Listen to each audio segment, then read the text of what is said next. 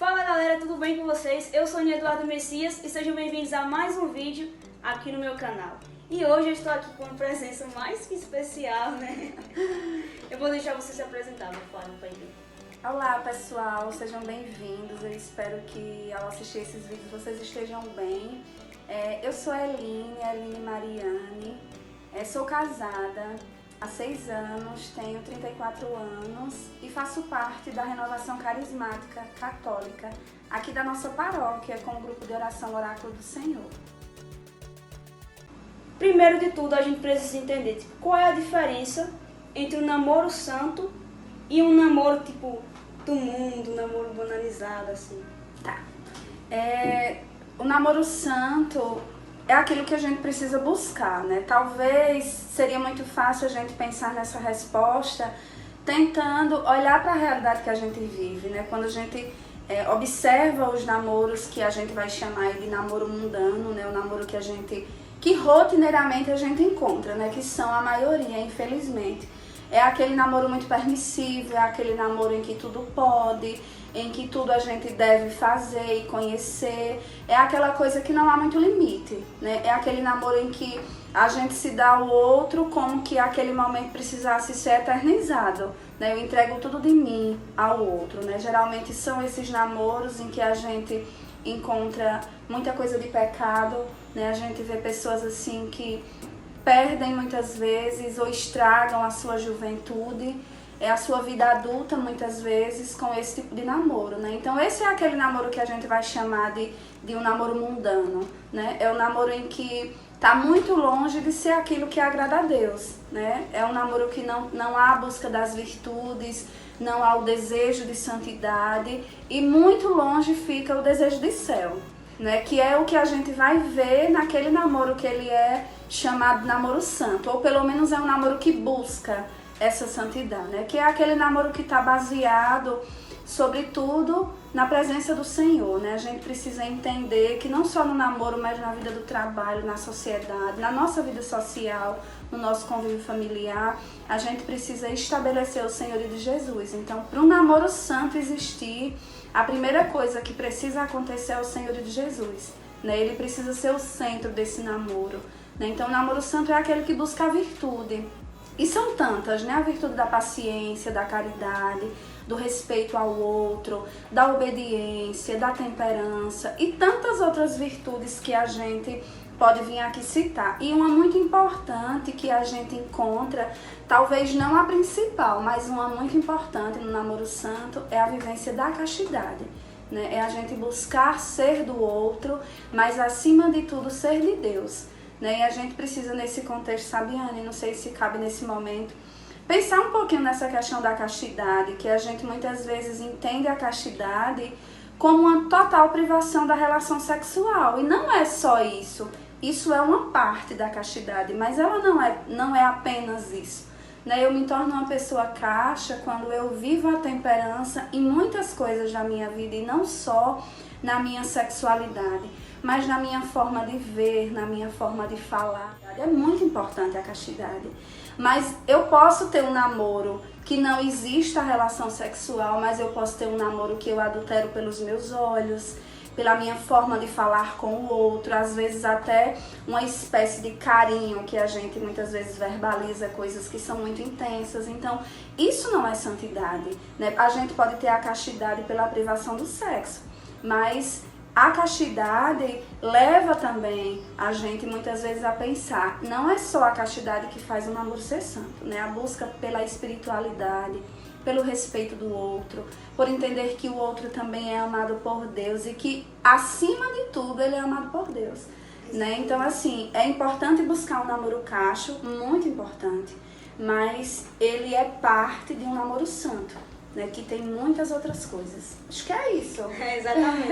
É bom lembrar, tipo, o namoro não é tempo de você conhecer o outro, mas é conhecer a pessoa, o jeito que ele é. Não é conhecer, tipo, o corpo dele. Hoje em dia, quando a gente fala um namoro mundano, é um namoro que só quer saber de conhecer o corpo.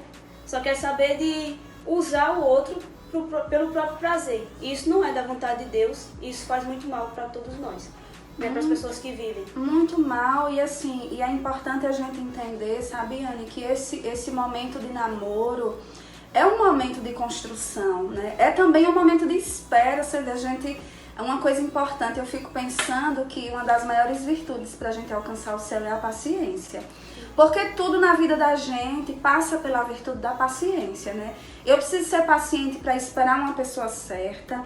Quando eu encontro essa pessoa, que eu idealizo a minha vida, que eu consagro essa pessoa para que ela seja talvez o meu futuro esposo, eu preciso viver a paciência da espera do momento da intimidade, do momento da entrega total, né? Quando a gente casa, a gente vive assim, hoje eu sou casada há 6 anos, e a gente vive também essa virtude da paciência dia a dia, para suportar o outro, para ajudar o outro a crescer, porque esse é o objetivo, né? Então, o momento do namoro não é o momento de doar-se inteiramente, isso ficou para o casamento. O próprio catecismo vai nos ensinar, né? Que é preciso que a gente guarde para o matrimônio as carícias e os carinhos que são destinados a ele. Então, o momento da entrega não é o momento do namoro. O momento do namoro é o momento de conhecer.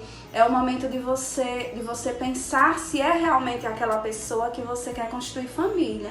Que é uma coisa legal da gente pensar, porque a gente namora sem objetivo, né? A gente namora eu vou usar uma expressão assim bem popular, porque a gente ficou e esse ficar avançou. Essa não é uma característica do namoro sã. Preciso pensar, é essa pessoa que vai ser o pai dos meus filhos, é essa pessoa que vai ser a mãe dos meus filhos.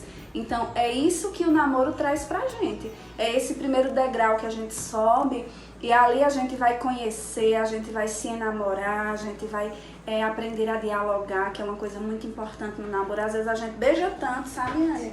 Beija demais e conversa pouco. E deixa pra conhecer o outro depois que jura ao Senhor amor eterno.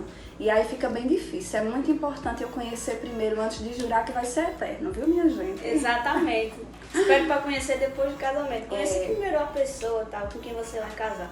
E já vamos pegar o gancho aqui para a segunda pergunta, que é muito importante. Porque, tipo, a gente tá falando isso aqui, tem gente que tá achando esse menino é doido. É porque, tipo, hoje em dia... Eu acho que no final das contas existe um pouquinho de loucura nisso na gente. Né? É porque a gente tá tão acostumado a ver namoros banalizados que agora chega a ser estranho viver um namoro santo. Porque as pessoas se esqueceram, tipo, das virtudes, se esqueceram do quão é bom viver esse namoro santo, do quanto dá fruto e do quanto é importante. Então eu queria que você falasse um pouco de qual é a importância de viver um namoro santo. Por que nós temos que viver um namoro santo?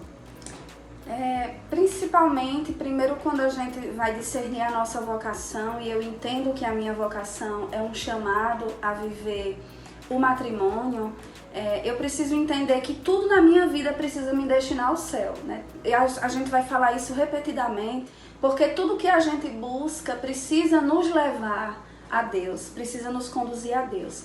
Então, quando eu digo quais são assim as vantagens, qual é o objetivo de você viver um namoro santo, é porque aquele relacionamento, a primeira coisa, ele precisa me conduzir ao céu. Eu não posso ficar eternamente com a pessoa do meu lado que me conduz a todo tempo a me distanciar de Deus. A gente vai ter um casamento santo, a gente vai ter uma família santa. Não é que a família vai ser desprovida de problema ou de dificuldade, mas vai ser uma família que eu tenho certeza que foi constituída desde o início com a base que é Deus. Então, é uma das vantagens. Outra vantagem importante de ter um namoro santo é porque você tem ali também um amigo. Alguém que conhece as suas fraquezas, que conhece a sua fragilidade e não somente que lhe acolhe, vou falar bem forte assim, sabe? Uma característica muito forte minha. Não é alguém que lhe conhece somente pelo prazer que você produz ou que você sente, mas é alguém que conhece o seu íntimo, que sabe as suas fragilidades, que sabe também lhe acolher no momento da dificuldade, da doença. Então é um amigo. O namoro que teve um namorado santo, certamente ele vai ser um parceiro, um esposo, um companheiro, amigo, acolhedor. Então eu acho que são uma das grandes virtudes e uma coisa muito importante é o desejo de fazer a vontade de Deus. Eu acho que uma das maiores graças e vantagens de você viver isso é a certeza de que a luta dos dois ela é igual, fazer a vontade de Deus. E já é uma maneira de você escolher o seu esposo. Porque se o cara não estiver disposto a viver um namoro santo com você, então fique sabendo que ele só quer te usar. Se ele quiser viver um namoro santo com você, significa que ele gosta não tipo do prazer, não gosta só do beijo, mas ele gosta de você por inteiro. E é isso que vai sustentar um relacionamento. E aí eu quero puxar esse raciocínio fazendo essa diferenciação dos namoros de antigamente. Por exemplo, o meu pai hoje é falecido, mas a minha mãe se manteve casada com o meu pai 51 anos. Então eles vêm de um relacionamento em que era tudo muito diferente de hoje. Então eu penso que quando a gente consegue viver a virtude da espera e da temperança, a gente consegue constituir relacionamentos mais duradouros, porque eu entendo, sabe, Anne, que o que eu busco no outro não é a saciação do meu prazer, mas eu busco no outro alguém para a minha vida, né? Não é alguém que só o sexo vai unir, vai fazer feliz, porque o sexo é importante no matrimônio, até porque ele é a fonte da vida, né? A gente, quando se casa, a gente se abre à vida, a gente permite que Deus faça da nossa vida o que Ele quiser, e isso se dá pela união dos corpos, né? Assim como também se dá pela união das almas. Então a gente precisa entender que quando a gente começa certo, a chance de dar certo no final, ela é muito maior. Né? Isso Exatamente. É muito importante. E se começar errado, a chance de dar errado também é grande. Dá merda, como diz o outro. Dá mesmo, né? Sabe, gente? A idade correta de namorar é quando eu me sinto pronta para pensar em futuro. Né? Eu preciso começar a me imaginar sendo mãe, sendo uma pessoa responsável, sendo uma pessoa capaz de conduzir uma família, né? Porque a própria palavra vai nos ensinar que uma mulher sábia, ela edifica a sua casa, né? Então, a idade certa, sabe, Anne, o momento certo não é quando a gente vive a primeira menstruação, eu tô pronta para namorar, assim, tinha um costume, sabe, Ana? Eu não sei, você é bem mais nova que eu, sabe, minha gente? Certamente ela é muito mais nova que eu. Mas eu não sou velha. Dá nem pra perceber. Mas eu não sou velha, tá? Se algum seguidor viu Ana disser que eu sou velha, vai ficar difícil. Vai ficar muito difícil. Mas assim, existia uma tradição de que quando a menina completava 15 anos, o pai, inclusive na hora daquelas solenidades do aniversário de 15 anos, o pai trocava sempre a boneca por um batom, a boneca por um sapato alto. E significava que aquela menina estava sendo entregue à sociedade para namorar. Olha que coisa difícil, né? Então, assim, é como que eu forçava aquela menina a estar disponível para namorar. Então a gente tem que pensar que eu tô pronto para o namoro quando eu tô pronto para pensar em assumir grandes responsabilidades, porque é isso que o matrimônio é, uma grande responsabilidade, uma responsabilidade de vida. Tá muito relacionado, tipo, não é idade, é maturidade. Tem gente que tem 16, 17 anos que já tem maturidade, tem gente de 20 que tem cabeça de criança, que não tem nenhuma perspectiva. Em querer crescer com alguém, né? Em você começar a pensar que na sua vida falta alguém. É o momento que a gente começa a sentir, mas esse faltar alguém não é um desejo de corpo, sabe, pessoal? Porque a gente sempre vai ser muito provido disso, né? Das nossas emoções, do nosso desejo carnal, da nossa sensibilidade, da nossa carência, como a gente vai muitas vezes conhecer. Mas o desejo de ter o outro é de estabelecer ali um companheirismo que me leva a pensar no futuro, né? Então tá muito relacionado a essa questão de maturidade mesmo. Muitas vezes as meninas já têm 16 anos e têm uma senhora cabeça, né? Uma senhora maturidade.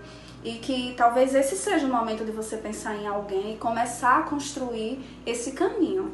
Importante pensar nisso. Agora é a última pergunta. Essa deve ser forte. Pronto, a gente já falou sobre o que é namoro santo, já falamos por que é importante ter um namoro santo. Essa pergunta aqui vai fechar com chave de ouro. Se alguém que estiver aí assistindo o vídeo quiser namorar, vamos dar uma dica pra isso. Como escolher com quem namorar? Olha, minha gente, isso é muito interessante, viu? Assim, uma dica que eu penso que é válida, alguém que queira também Deus tanto quanto você quer. Né? A gente precisa querer Deus, é o nosso maior objetivo. Porque se eu sei que o outro quer Deus, certamente o outro também quer ser santo. Certamente o outro quer viver uma vida de castidade. Certamente o outro quer lutar também contra as nossas negligências, contra as nossas imperfeições. Então, eu aposto que a melhor pessoa para estar do seu lado o resto da sua vida é uma pessoa que queira viver o céu, a começar aqui na Terra. Né? Precisa também ser uma pessoa que tenha responsabilidade, né? Não pode ser uma pessoa qualquer, uma pessoa que o vento traz, né? Precisa ter alguém que tenha responsabilidade, que você veja que seja um bom homem, né? Porque vai ser o pai de seus filhos. A gente namora pensando que ele vai ser o pai dos meus filhos. Exatamente. Né? Então, que figura masculina é essa? É uma figura forte, é uma figura convicta, é uma pessoa assim orientada, é uma pessoa equilibrada, que é uma coisa muito importante. Né? Uma pessoa, tem paciência. Uma pessoa que seja paciente, né? Porque na hora das intempéries da vida de casal, precisa ter sempre alguém que seja a calmaria, né? No meio de toda aquela tribulação. Então é preciso ser uma pessoa também paciente, é preciso ser uma pessoa honesta. Eu acho que a honestidade é uma coisa assim fundamental. E uma pessoa que seja capaz de querer dialogar, né? Assim, tem muita gente que não gosta de conversar, gosta de resolver as coisas de forma imediata ou de improvisação. Também nem sempre os meninos mais bonitos são os meninos mais completos, né? Às vezes é muito uma beleza externa e interiormente é uma pessoa vazia. Né? Então busca muito esse equilíbrio de uma pessoa que também seja bonito por dentro, né? Que ele tenha valores, virtudes. Claro, se for bonito, ó, o pacote tá bacana, mas também se não for aquele príncipe que a sociedade idealiza, né, a gente tem que entender que a gente não busca aquilo que a sociedade determina, a gente busca aquilo que Deus quer. Né? E nessa perspectiva, todos nós somos filhos de Deus e fomos constituídos por Deus. Então todo mundo merece ser amado, né? Tem lugar para todo mundo, viu, minha gente? Tem lugar para todo mundo.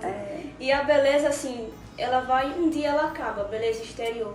Um dia ela vai acabar. Às vezes o menino namora com a menina só porque ela é a mais bonita, ou então vice-versa, mas aí um dia isso vai acabar. Você tem que gostar da pessoa pelo que ela é por dentro, que isso aí vai ser eternamente assim.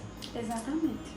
É aquilo, as coisas mais importantes, elas ficam ocultas, né? Elas estão guardadas. Então, o tempo do namoro e da conversa é para que essas coisas possam sair para fora, né? Para que a gente conheça o outro como ele é. Exatamente. É por isso que é tão importante. Antes de namorar, você precisa conhecer, você precisa ser amigo da pessoa e é basicamente isso. É isso. Se você estiver pensando em namorar, não se esqueça de todas essas dicas. Eu queria aproveitar, Sabiane, e indicar esse livro. Então, esse livro é muito bacana, né? 3 para Casar, né? É aquela coisa do eu, Deus e você, né? Muito importante, assim. Foi um livro que edificou muito a minha vida. Eu já li, tive contato com ele depois de casada. Mas assim, como me ajudou, como somou a entender que os meus princípios e aquilo que eu busco precisa ter Deus no meio, né, da minha relação com o meu esposo. Eu também queria indicar, Sabiane, esse documento do Papa Francisco. Tem um nome bem difícil, mas ele diz assim, sobre o chamado à santidade no mundo atual. Então é uma coisa possível, né? A gente pode ser santo hoje, nesse mundo muito devastador, nesse mundo muito assim... muito permissivo, muito cheio de pecado, mas a gente é também convidado a ser santo nesse tempo. Eu me lembrei de uma coisa, uma vez eu estava falando sobre namoro santo, e aí teve uma pessoa que olhou pra mim e disse, bicho, é difícil ter um namoro santo hoje em dia. É difícil. Mas tipo, não é impossível. Não é impossível. Nós fizemos um vídeo, tipo assim, tentamos resumir bastante pra vocês. É um tema assim, bem vasto, é pra falar sobre bastante coisa. Mas aí...